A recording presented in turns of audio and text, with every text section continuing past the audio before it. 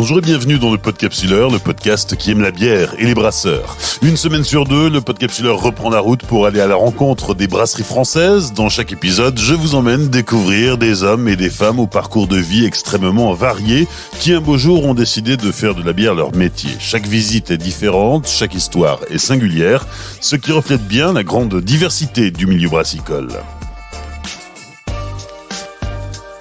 Saison 7, épisode 5, Thomas Kennedy et Guillaume Delplanque, Panam Brewing Company à Pantin. L'histoire de la Panam Brewing Company débute en 2015 dans le 19e arrondissement de Paris, le long du canal de l'Ourcq. Michael Kennedy, entrepreneur dans la restauration, originaire d'Australie, fils de restaurateur, dirigeant de plusieurs établissements parisiens, importateur et distributeur de bière, décide d'ouvrir un brew-restaurant où l'on pourrait se restaurer en dégustant les bières brassées sur place. 3 ans plus tard, le projet prend une autre envergure. Michael Kennedy ouvre un site de production à Pantin où plus de 8000 hectos ont été brassés l'an dernier pour fournir en bière les bars et restaurants, mais aussi les caves et autres épiceries fines. Depuis, Thomas Kennedy, le fils de Michael, a rejoint l'aventure familiale. C'est lui qui sera notre guide le jour de notre visite. Bonjour, je suis Thomas Kennedy. Bienvenue à la Panam Brewing Company. La Panam Brewing Company, Thomas, c'est une histoire de famille puisque c'est ton père qui a créé cette brasserie. Aujourd'hui une brasserie, mais au départ un brew-pub à Paris dans le 19e arrondissement. Exactement, c'est une histoire de famille qui a même débuté il y a très longtemps parce que ça vient tout d'abord de mon père et de mon grand-père qui historiquement ont toujours été dans la restauration. Mon grand-père australien mais d'origine en fait irlandaise qui était gérant avec toute la famille d'un pub, même un hôtel qui était en fait le point de rendez-vous d'un tout petit village en Australie. Suite à ça, mon père a poursuivi dans cette lignée pour arriver enfin à Paris, où il est maintenant ici depuis plus de 30 ans, pour ouvrir en 2015 le Panam Brewing Company, un restaurant tap house, dans une optique de créer un lieu convivial avec de la bonne bouffe, une bonne ambiance et surtout de la bonne bière. Quand il crée ce lieu en 2015, c'est pas sa première affaire à Paris, hein. Avant ça, il y a eu d'autres établissements, bars, restaurants. On a ouvert tout d'abord en 99 le Mousse, The Mousse Bar à Paris, qui est situé à Odéon. Et avant ça, plusieurs autres petites aventures, des tests un peu par-ci par-là, et toujours un peu avec ce centrage sur la bière. Puis un peu des activités sur le côté, notamment à l'époque, au début des années 2000, l'importation de la Foster notamment, où Michael avait contribué à ramener un peu la bière australienne et faire découvrir ça un petit peu aux Français. Donc c'est ça, ton père c'est Michael, fondateur de Panam Brewing Company, qui est donc un brew resto, un brew pub, sur un modèle assez unique, hein.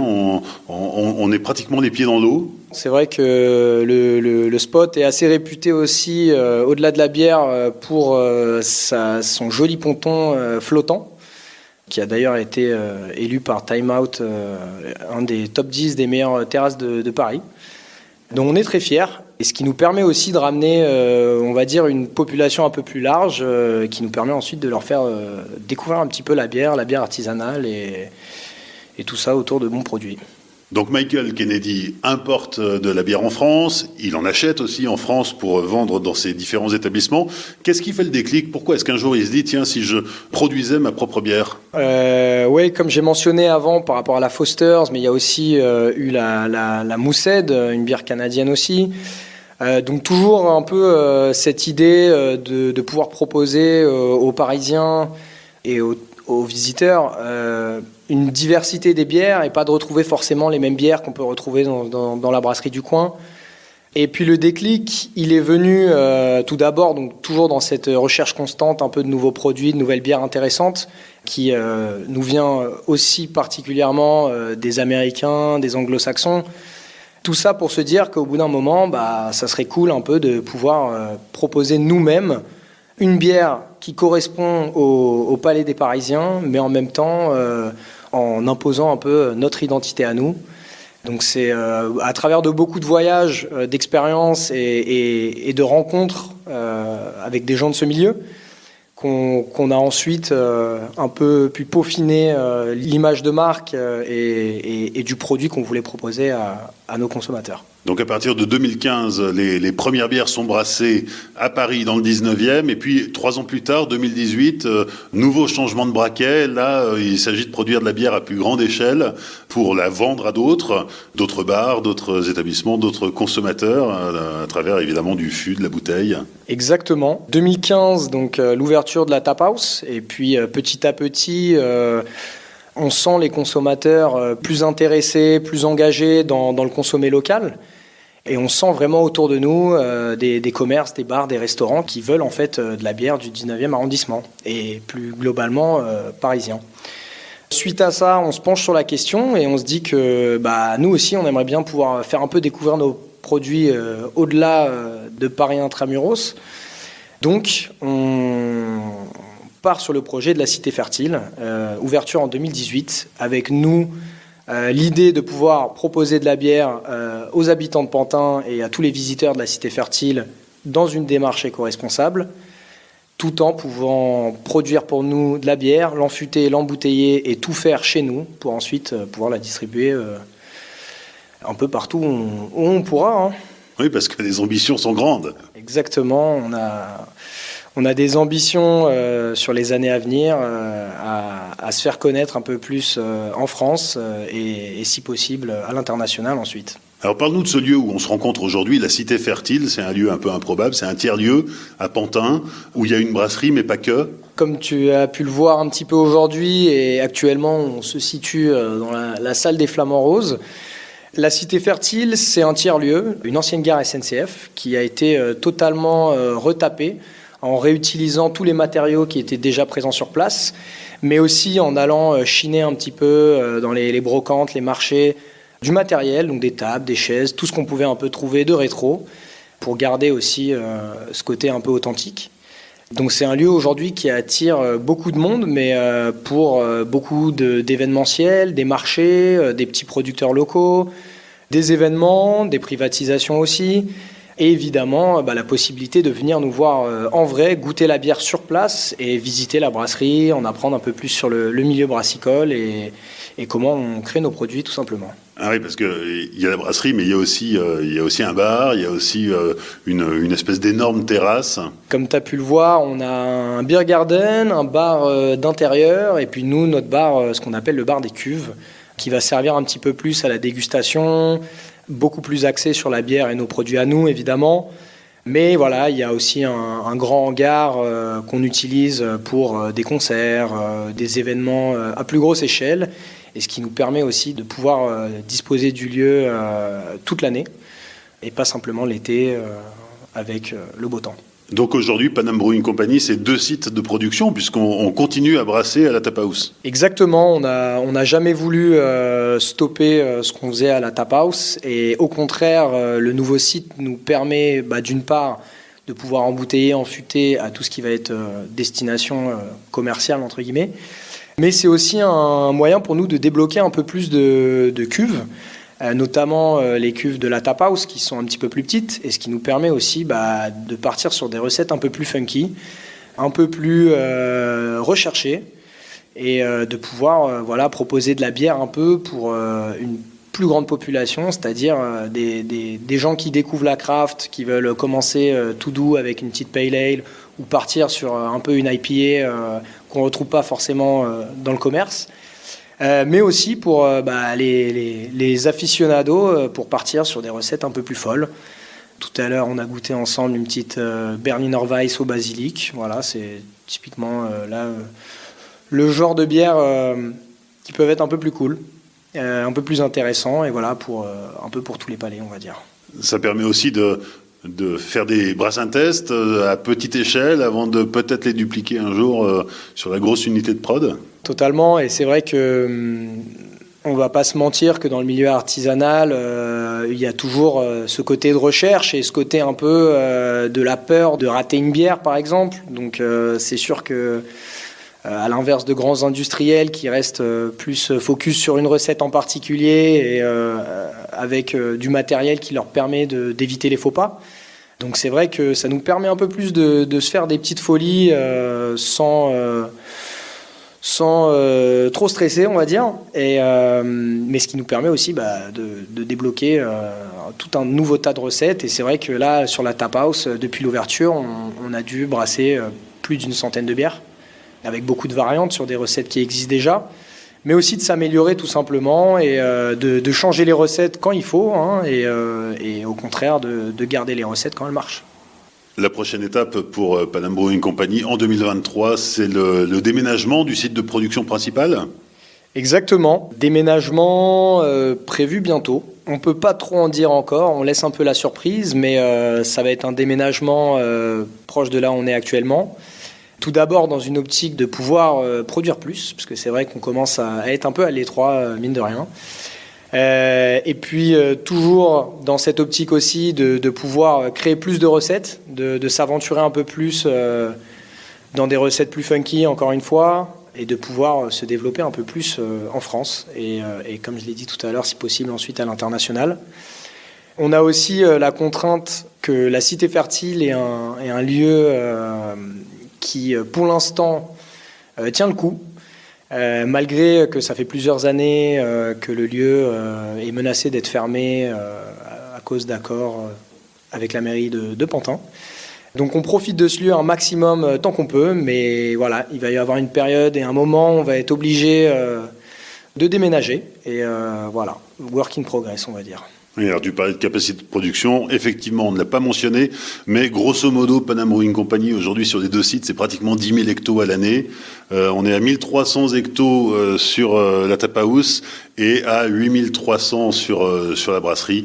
Il va falloir pousser les murs pour commencer à produire plus. Et c'est ça le nouvel enjeu, le nouveau défi. C'est vrai qu'on arrive à capacité et pour suivre nos ambitions, on se prévoit un petit nouveau challenge, on va dire.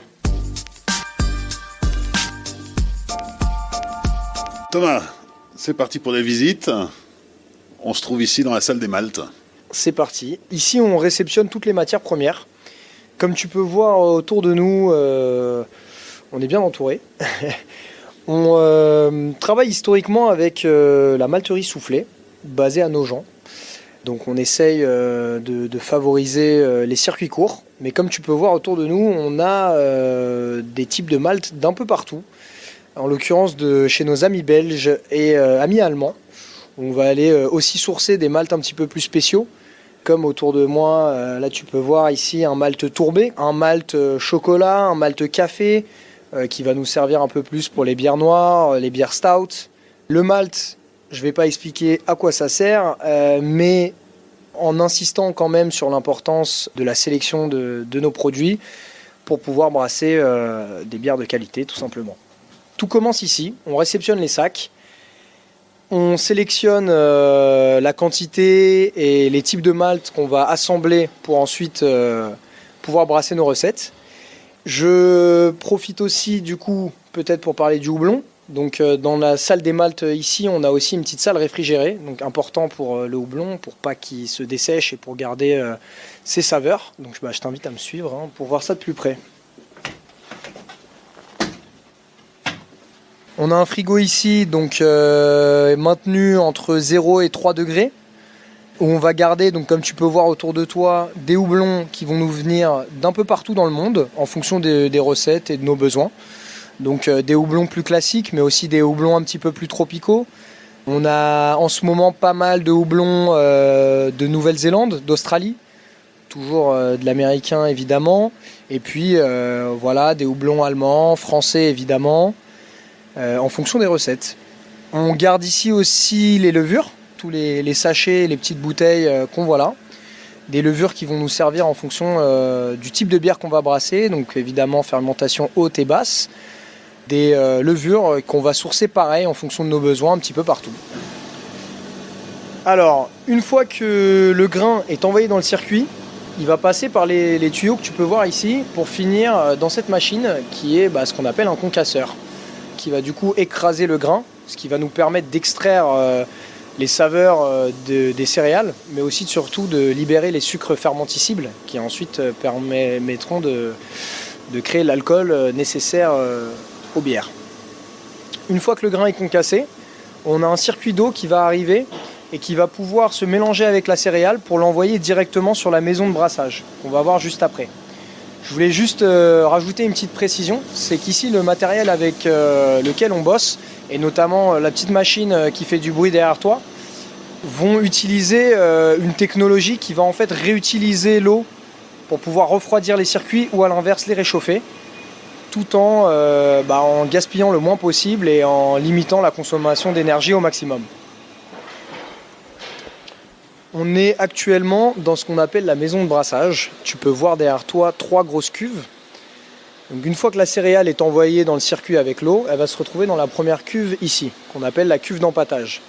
Ici, on va avoir un premier circuit où l'eau va être montée en température pour être tiède. Où on va pouvoir ensuite mélanger et avoir une première phase qui va permettre de récupérer un maximum de saveur et de goût, mais ce qui va aussi ensuite faire la couleur de la bière dans cette première cuve. Une fois que cette étape est terminée, tout le contenu va être transféré dans la cuve du milieu, qui s'appelle la cuve de filtration. Ici, c'est simple, on va séparer la céréale, donc les drèches, les résidus de céréales, du liquide, donc ce qui va devenir ensuite la bière. À partir de cette étape, les drèches vont être évacuées dehors. On reviendra sur ça juste après. Mais là, on reste sur le liquide. Le liquide ensuite va atteindre la 3e cuve, qu'on appelle la cuve d'ébullition. On va monter le liquide à température jusqu'à 100-102 degrés. Et les 3 petites cheminées que tu vois sur le côté, ce qu'on appelle des cheminées à houblon. Donc c'est là où on va pouvoir incorporer le houblon. Donc en fonction des recettes, on va en mettre plus ou moins en quantité, mais aussi en variété. Donc par exemple sur un style comme une smash, une single malt, single hop, on va rester sur un houblon. Donc on va se focaliser sur ce houblon-là en particulier. Mais sur des recettes comme des IPA, où on va vouloir aller chercher un peu d'amertume sur un houblon, ou un côté un peu plus tropical, un côté un peu plus floral, on va pouvoir se permettre un peu de faire des assemblages comme on peut faire avec le malt pour avoir des côtés un peu plus céréalés, maltés ou chocolatés par exemple. On va pouvoir incorporer les houblons plus ou moins tôt dans cette étape d'ébullition. Plus on le met tôt, plus on va récupérer l'amertume du houblon. À l'inverse, plus on le met tard, plus on va récupérer un petit peu plus les propriétés fruitées ou florales. Une fois que la phase d'ébullition est terminée, on envoie la bière dans les fermenteurs. Entre-temps, la bière va être refroidie, parce que c'est vrai qu'on passe de 100 degrés à ensuite une température optimale pour la fermentation. Je voulais juste mentionner derrière toi aussi ce petit carré là qu'on utilise comme labo, donc ce qui va nous permettre de faire des tests tout simplement pour voir la densité de la bière, le taux de sucrosité et ensuite à terme le taux de gaz qu'il y a dans la bière pour vérifier que la carbonatation est idéale en fonction de la recette. On a aussi ici une cuve d'eau, donc une grande cuve d'eau chaude évidemment qui va nous servir à brasser la bière. Et une petite cuve ici qu'on appelle une cuve de transition. Donc c'est une cuve qui va nous permettre aussi, une fois qu'on a réalisé notre brassin, de pouvoir faire attendre la bière et la faire reposer en attendant qu'on libère par exemple un fermenteur. Donc, ce qui va être intéressant pour nous vu la quantité de recettes différentes qu'on brasse. Une fois que la bière est prête à être envoyée en fermenteur, on l'envoie dans des fermenteurs plus ou moins grands en fonction de ce qu'on a besoin. Donc c'est vrai qu'on va utiliser les plus grands pour les recettes plus classiques, comme notre Pale Ale ou notre IPA, ou des plus petites qui vont nous servir pour les recettes un peu plus innovantes, et aussi pour récemment quelques collabs, notamment avec Icebreaker ou encore Brickhouse, qui sont venus récemment pour brasser avec nous sur cette cuve-là. Ces cuves-là vont nous permettre donc de brasser des bières, donc principalement de fermentation haute chez nous, mais aussi de temps en temps des fermentations basses. On reste sur des lagers aussi de temps en temps. C'est aussi des cuves qui vont nous permettre de brasser avec d'autres ingrédients. Donc on va pouvoir ajouter notamment du fruit. Donc nous on brasse avec de la purée de fruits fraîches. On peut rajouter aussi des épices ou toutes sortes d'ingrédients qui peuvent rendre la bière un petit peu plus intéressante. Donc globalement, la bière va passer environ 3 semaines dans les fermenteurs. Donc on va avoir une première étape de fermentation. On va pouvoir voir aussi sur les petits cadrans là la pression qu'il y a à l'intérieur. Donc on va pouvoir aussi jauger de là où la bière en est dans son étape de fermentation. Puis une fois qu'elle sera arrivée à maturité, on va faire ce qu'on appelle une étape de refroidissement. On va laisser la cuve refroidir pendant quelques jours, et ce qui va nous permettre aussi aux sédiments et à tous les résidus de couler vers le bas pour avoir une bière la plus clean possible, la plus propre et avec le moins de résidus possible dedans. Donc la machine que tu peux voir ici, qui ressemble à une grande théière, c'est ce qu'on appelle un hop gun dans le jargon, qui est une machine qui va nous permettre de faire ce qu'on appelle un houblonnage à froid, ou un dry hopping en anglais. Ça consiste à en fait brancher cette machine aux cuves de fermentation et tout simplement de faire passer la bière qui fermente, enfin une fois qu'elle aura fini de fermenter, dans cette cuve remplie de houblon à froid. Donc c'est-à-dire qu'à l'inverse de l'étape d'ébullition, on va rajouter du houblon quand l'eau est à 100 degrés. Là, on va l'avoir à température froide, et ce qui va permettre en fait d'aller chercher le côté fruité, floral du houblon et beaucoup moins l'amertume. On peut faire ce cycle plusieurs fois, donc d'où l'expression double dry hopping par exemple, qui veut dire qu'en fait on va passer la cuve 2 fois dans cette machine-là. Donc c'est une machine que nous on utilise sur toutes nos bières et qui va rendre nos bières plus intéressantes, ce qui va aussi faire que les bières artisanales souvent se démarquent des bières industrielles, parce qu'on va sentir, rien qu'au nez, déjà les saveurs en ouvrant, en décapsulant sa bouteille ou en se tirant une pinte, les notes et les saveurs des houblons qui ont été sélectionnés au préalable. On continue notre visite de la brasserie à l'extérieur, puisqu'il y a quelques fermenteurs qui n'ont pas trouvé leur place dans le bâtiment. Exactement, donc comme tu peux voir derrière toi, on a 8 fermenteurs qui pour le coup sont nos plus gros qu'on a dans l'usine. C'est des 80 hectos chacun, qui vont nous permettre de brasser principalement nos recettes plus classiques, donc notamment la Barge du Canal, la IPA ou l'œil de biche, notre Pale Ale, et aussi la Phénix de Pantin, qui est une bière qu'on a créée de base pour la Cité Fertile, pour avoir une blonde un peu plus accessible au grand public. C'est des fermenteurs qui tournent donc toute l'année en extérieur, d'où aussi ce petit revêtement qui va permettre un peu d'isoler les cuves et de les maintenir à bonne température.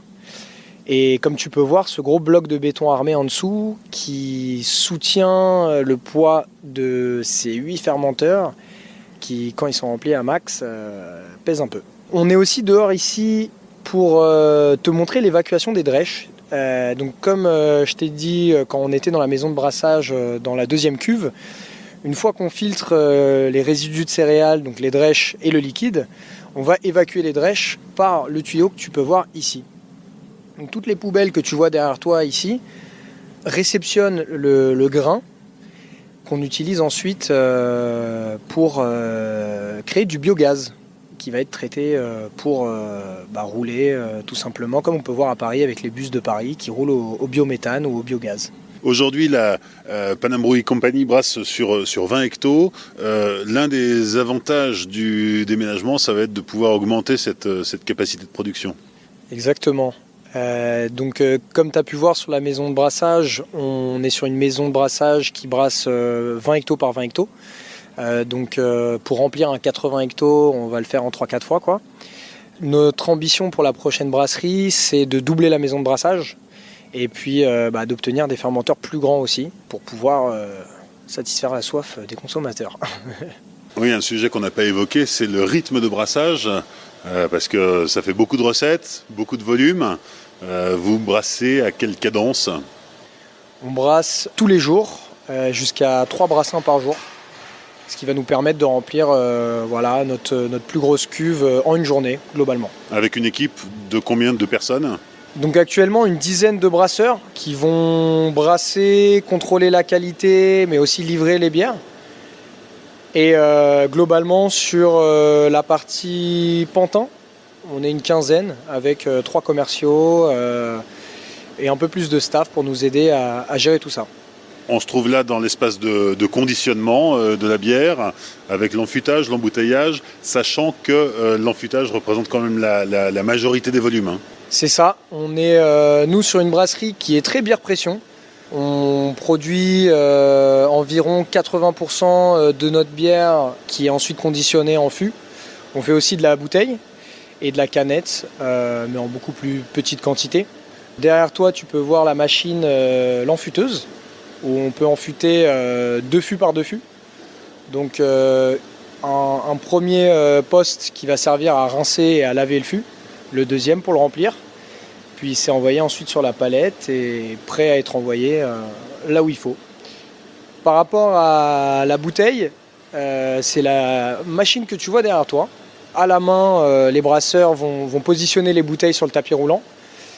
La bouteille va ensuite être étiquetée, rincée, remplie, encapsulée. Et puis elle va finir à la fin du circuit juste ici, où les brasseurs à la main vont mettre les bouteilles dans les cartons, scotcher les cartons et ensuite, pareil, envoyer sur la palette.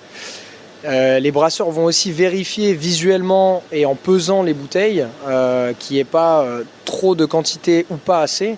Parce que évidemment ça peut être aussi dangereux d'avoir trop de bière dans la bouteille pour être sûr que ça explose pas pendant le transport. En ce qui concerne la canette aussi, donc nous on est une brasserie qui encanne plusieurs fois dans l'année pour des séries spéciales ou des collaborations qu'on va faire avec d'autres brasseries. On ne dispose pas malheureusement d'une encanneuse, mais on travaille avec des sociétés qui vont venir faire le déplacement pendant une journée, se brancher sur notre circuit avec leur machine, encanner et puis repartir dans la même journée.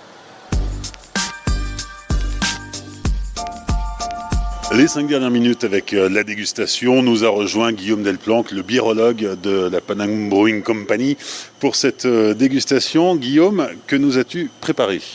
Alors, je vous ai préparé 3 de nos bières classiques. Celle qui est notre bière de soif, notre Phénix de Pantin, qui est la bière de la Cité Fertile.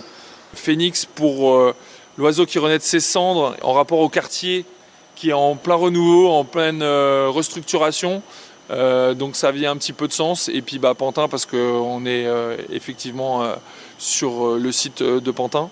Donc c'est notre blonde de soif, une Golden Ale à 4,9%. C'est pour mettre un petit peu la bière dans les mains de ceux qui n'ont pas l'habitude de la craft, pour leur faire commencer à aimer la bière artisanale.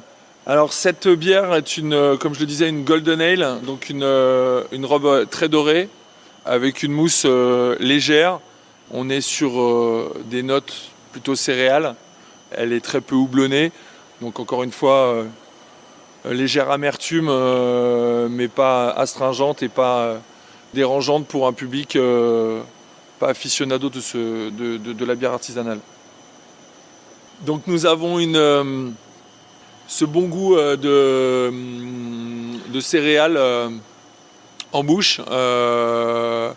Elle est à la fois légère, rafraîchissante, ce qu'on demande en général à une blonde de soif quand on a soif. Deuxième dégustation. Alors dans notre deuxième dégustation, nous allons déguster notre Louise la Rebelle. C'est une Session IPA à 4,2 qui a la particularité d'être dégluténisée, pour la simple et bonne raison que Michael Kennedy a voulu créer sa propre bière, car il a déclaré une intolérance au gluten. Comme l'offre aujourd'hui de la bière sans gluten à base de quinoa ou d'autres produits de ce genre ne font pas l'unanimité, il fallait vraiment avoir une bière avec un vrai goût de bière maltée. Donc on a choisi la dégluténisation par enzyme, qui à la fin du process, on met dans le fermenteur. Elle vient détruire toutes les molécules de gluten pour pouvoir ensuite envoyer les échantillons au laboratoire et avoir notre certification pour l'autorisation de mise sur le marché.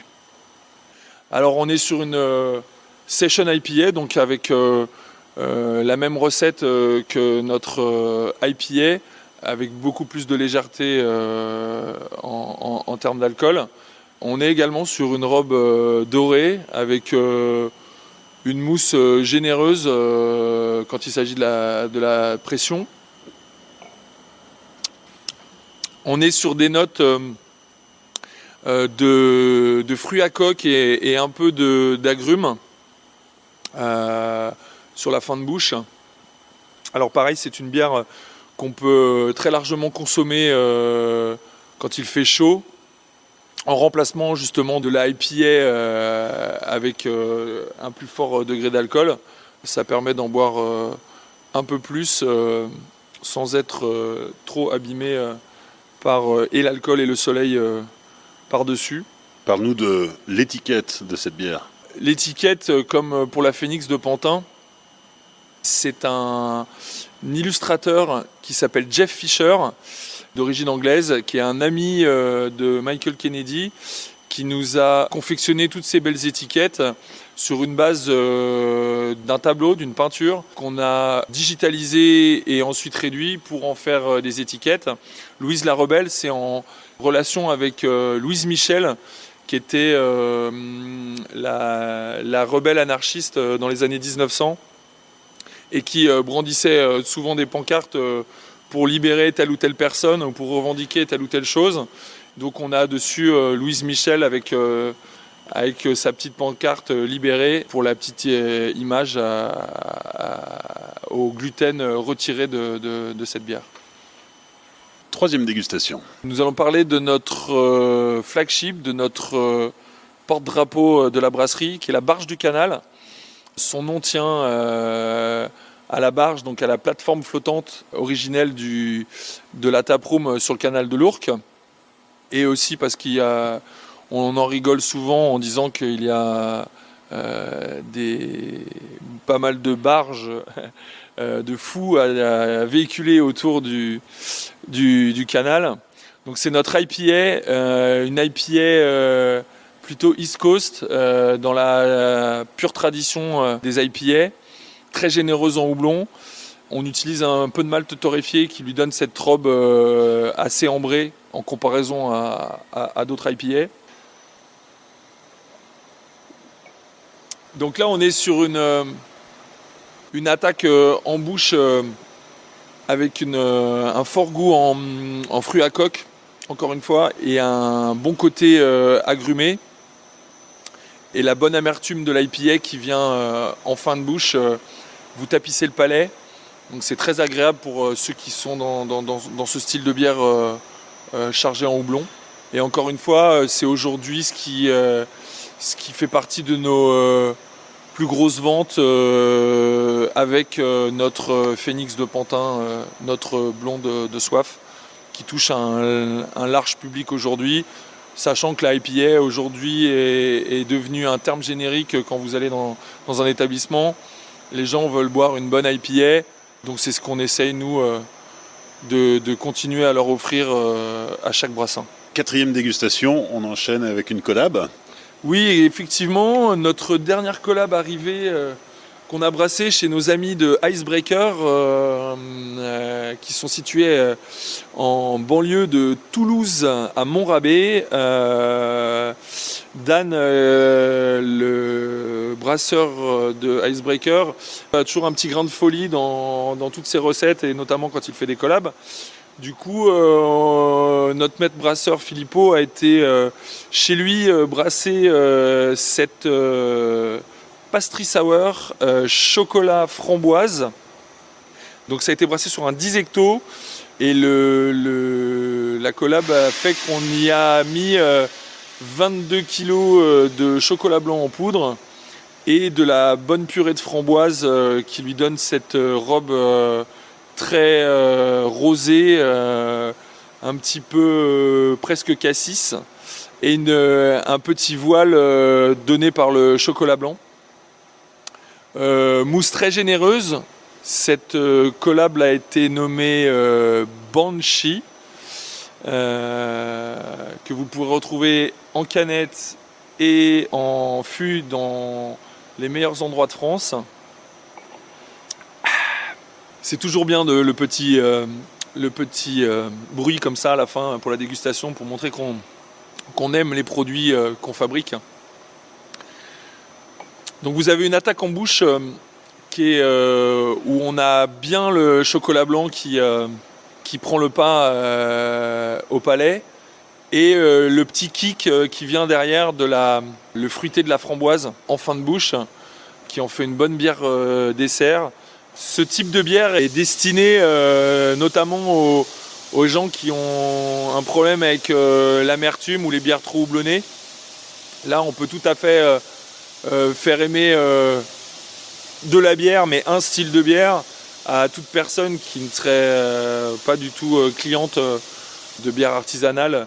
On espère encore faire d'autres collabs comme ça et on en a encore prévu en magasin. Le retour a été fait chez nous avec Icebreaker. Elle est encore en fermenteur. C'est une IPA au cassis, pareil en canette et en fût dans les meilleurs bars et épiceries craft de France.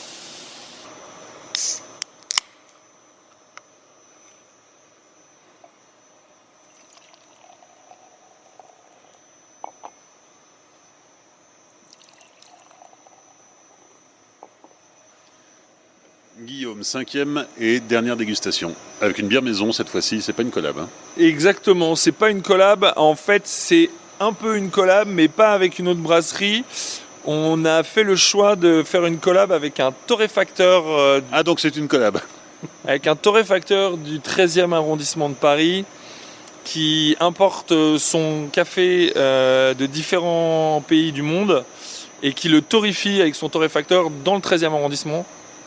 On a dry hoppé une brown ale avec du café, de l'extrait de noisette et une pointe de lactose pour en faire une brown ale cappuccino noisette avec un résultat très très satisfaisant de par les nombreuses dégustations faites de ci et de là. La robe est très café avec une mousse très onctueuse.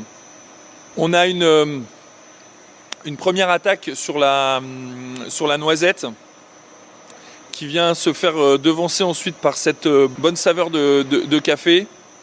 Ça en fait vraiment une bière dessert, on appelle ça. L'équilibre est pour moi assez parfait, même si la perfection n'existe pas. On est dans quelque chose de très rond, de pas écœurant du tout. Et on a vraiment l'impression de ce cappuccino glacé avec cette bonne aromatique noisette, in fine. Alors ces bières qu'on vient de déguster, Guillaume, et beaucoup d'autres encore sont à découvrir lors des salons, des festivals auxquels participe Panam Brewing Company, puisque vous multipliez au maximum votre présence sur les événements bières. Post-Covid, on a essayé de faire valoir notre image et de montrer qu'on avait notre place dans le monde de la craft, au-delà des bières classiques qui sont destinées à un large public. On a aussi un savoir-faire avec notre équipe de brasseurs qui aiment bien s'éclater et faire des bières très craft avec des recettes très travaillées. Donc pour nous, c'était évident d'aller dans les festivals craft. Donc on en a déjà fait plusieurs en 2022 et en 2023 on réitère l'expérience avec de nombreux festivals comme Saint-Malo ou encore le Blib à Bordeaux. On a prévu aussi d'être sur Oxybir à Toulouse, Poitou Beer Fest chez nos amis Poitevin. Ou encore Aix-en-Provence pour cette première partie de l'année et on est en train de finaliser sur les événements qui auront lieu dans la deuxième partie à compter de septembre. Donc oui, encore une fois, je pense qu'une brasserie doit faire valoir ses produits et sur le marché grand public, mais également dans la pure tradition craft avec les recettes très travaillées et collabs multiples qu'on peut avoir avec de très belles brasseries françaises. comme Icebreaker, les Sagnes, ou encore la Superbe prochainement, Borinage, etc., etc.